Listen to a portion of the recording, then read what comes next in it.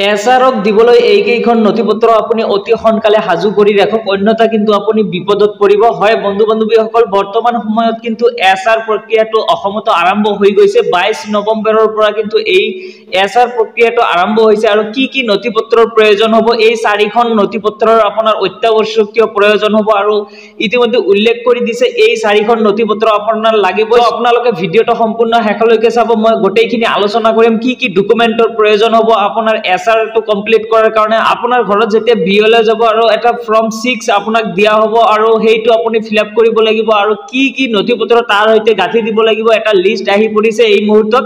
So ভিডিঅটো সম্পূৰ্ণ শেষলৈকে চাব। তাৰ আগতে সৰু এটা ৰিকুৱেষ্ট, যদি আমাৰ ইউটিউব চেনেললৈ প্ৰথমবাৰৰ কাৰণে ভিজিট কৰিছে প্লিজ চেনেলটো সাবস্ক্ৰাইব কৰি বেল আইকনটো বজাই দিব আৰু ভিডিঅটোত এটা লাইক কৰি দিব। এতিয়া গোটেইখিনি আলোচনা কৰিম কি ডকুমেন্ট আপুনি ৰেডি কৰি ৰাখিব লাগিব আৰু বিএলএ আপোনাৰ ঘৰত যাই কেনেকৈ এছআৰটো কমপ্লিট কৰিব, গোটেইখিনি আলোচনা কৰিম এইটো ভিডিঅৰ জৰিয়তে। সো আপোনালোকে ভিডিঅটো স্কিপ নকৰাকৈ শেষলৈকে চাই থাকিব। আপোনালোকে নিশ্চয় ইতিমধ্যে জ্ঞাত হৈছে যে নিৰ্বাচনৰ পূৰ্বে ভোটাৰ তালিকা পুনৰীক্ষণৰ বাবে নিৰ্দেশ দিছে নিৰ্বাচন আয়োগৰ ফালৰ পৰা আৰু এইটো যোৱা 22 নৱেম্বৰৰ পৰা কিন্তু অসমতো আৰম্ভ হৈ গৈছে এছআৰ প্ৰক্ৰিয়া। আগতে আৰম্ভ হোৱাৰ কথা আছিলে এছআইআৰটো কেনসেল হৈ গৈছে, কিন্তু বৰ্তমান সময়ত এছআৰ অৰ্থাৎ স্পেচিয়েল ৰিভিজনটো আৰম্ভ হৈ গৈছে। আৰু ইয়াতে এটা ডেট মেনশন কৰি দিয়া হৈছে যে কিবা দাবী বা অজৰ আপত্তি থাকিলে এই সময়খিনিতে আপুনি বিএলঅক দিব পাৰিব অভিযোগটো। ইয়াতে এটা লিষ্ট প্ৰকাশ কৰিছে আৰু ইয়াতে গুৰুত্বপূৰ্ণ কিছুমান ডেট উল্লেখ কৰি দিছে যে এই সময়সীমাৰ ভিতৰতে যদি আপোনাৰ কিবা ক'বলগীয়া আছে, অজৰ আপত্তি থাকিলে আপুনি অভিযোগ দিব পাৰিব বিএলঅ সকলক। এইখন জাননীৰ জৰিয়তে প্ৰকাশ কৰা হৈছে আৰু ইয়াতে দেখিব পাৰিছে বিশেষ সংশোধনী 2026 অসম ৰাজ্যৰ ভোটাৰ তালিকাৰ বিশেষ সংশোধনী গুৰুত্বপূৰ্ণ তাৰিখ। বিএলঅৰ জৰিয়তে ঘৰে ঘৰে এজ টু এজ অৰ্থাৎ হোম টু হোম সত্য নিৰূপণ 22/11/2025 শনিবাৰৰ পৰা 20/12/2025 লৈ এইটো ডেটটো দেখিব পাৰিছে 22 তাৰিখৰ পৰা আৰম্ভ হৈছে আৰু 20 ডিচেম্বৰত কিন্তু এইটো এছআৰ প্ৰক্ৰিয়াটো সমাপ্ত হ'ব। আৰু ইয়াতে দেখিব পাৰিছে খচৰা ভোটাৰ তালিকা প্ৰকাশ পাব 17/12/2025 তাৰিখে।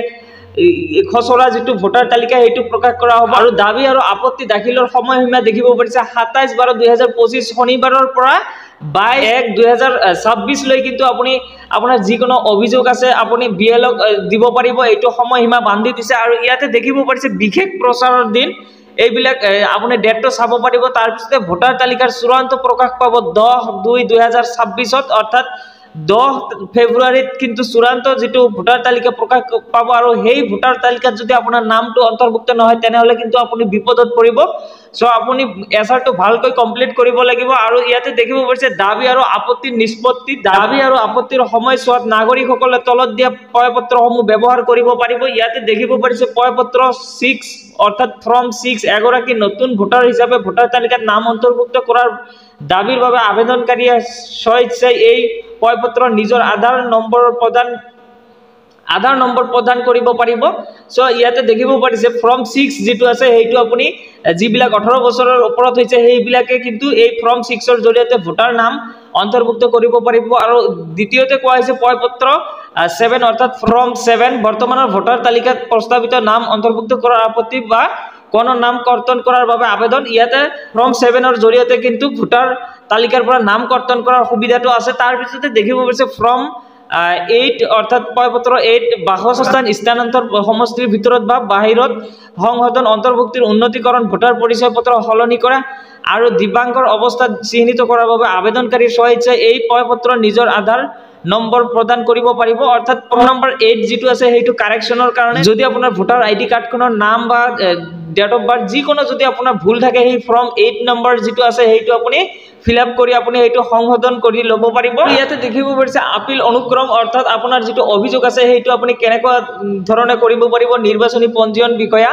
ERৰ সিদ্ধান্ত যদি আপুনি এইটোতো সন্তুষ্ট নহয় তেনেহলে কিন্তু প্ৰথম আপিল জিলা দণ্ডাধীশৰ ওচৰত কৰিব পাৰিব।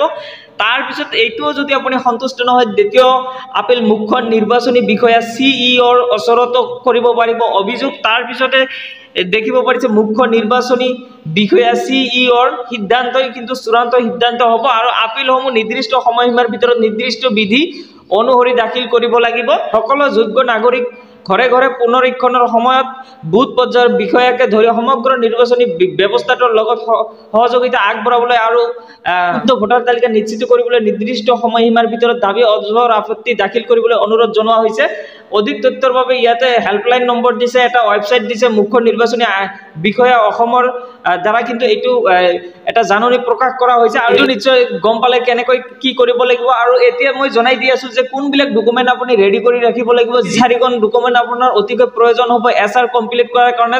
এতিয়া জনাই দি আছো কোন 4খন ডকুমেণ্ট আপুনি হাতত ৰেডি কৰি ৰাখিব। 1 নম্বৰতে কোৱা হৈছে যে ঘৰে ঘৰে গৈছে বুথ লেভেলৰ অফিচাৰ বৰ্তমান সময়ত কিন্তু আৰম্ভ হৈ গৈছে। আৰু প্ৰথমতে যিটো ডকুমেণ্ট আপোনাৰ পৰা বিচৰা হ'ব সেইটো হ'ল জন্মৰ প্ৰমাণ পত্ৰ আপোনাৰ হাতত ৰাখিব লাগিব। জন্মৰ প্ৰমাণ পত্ৰখন আপোনাৰ বিচৰা হ'ব। তাৰ পিছতে 2 নম্বৰত কোৱা হৈছে স্থায়ী ঠিকনাৰ প্ৰমাণ পত্ৰ, আপোনাৰ য'ত বসবাস কৰি আছে সেই ঠিকনাটোৰ প্ৰমাণ পত্ৰ লাগিব। তাৰ পিছতে 3 নম্বৰত কোৱা হৈছে অভিভাৱকৰ ভোটাৰ কাৰ্ড ভেৰিফিকেশ্যন, অৰ্থাৎ আপোনাৰ গাৰ্জিয়ানৰ ভোটাৰ কাৰ্ডখনৰ ভেৰিফিকেশ্যনটো লাগিব। আৰু 4 নম্বৰত কোৱা হৈছে যে পাছপোৰ্ট সাইজ ফটো, আপোনাৰ এটা পাছপোৰ্ট সাইজৰ ফটোৰ প্ৰয়োজন হ'ব যিটো আপোনাৰ ভোটাৰ আইডি কাৰ্ডৰ সৈতে আহি যাব। আপোনাৰ ভালকৈ এটা ক্লিন ভাৱে ফটো এটা বনাই আনি ঘৰত ৰাখি দিব। সেইটো কিন্তু আপোনাৰ BLO সকলে বিচাৰিব আৰু সেইটোই আপোনাৰ ভোটাৰ আইডি কাৰ্ডখনৰ সৈতে নতুনকৈ আহি যাব। এই সকলোবোৰ নথি পত্ৰ ফৰ্ম 6ৰ লগত একেলগে গাঁঠি দিব লাগিব। এই 4টা নথি পত্ৰ কিন্তু আপুনি ফৰ্ম 6 যিটো আপোনাৰ BLO দিব সেই ফৰ্ম 6ৰ সৈতে কিন্তু আপুনি এইটো গাঁঠি দিলেই আপোনাৰ এছআৰটো কমপ্লিট হৈ যাব। বন্ধু বান্ধৱীসকল যদি ভাল লাগিছে আপোনাৰ বন্ধুবৰ্গলৈ শ্বেয়াৰ কৰি দিব আৰু চেনেললৈ নতুনবাৰৰ কাৰণে আহিলে চেনেলটো ছাবস্ক্ৰাইব কৰি বেল আইকনটো বজাই দিব।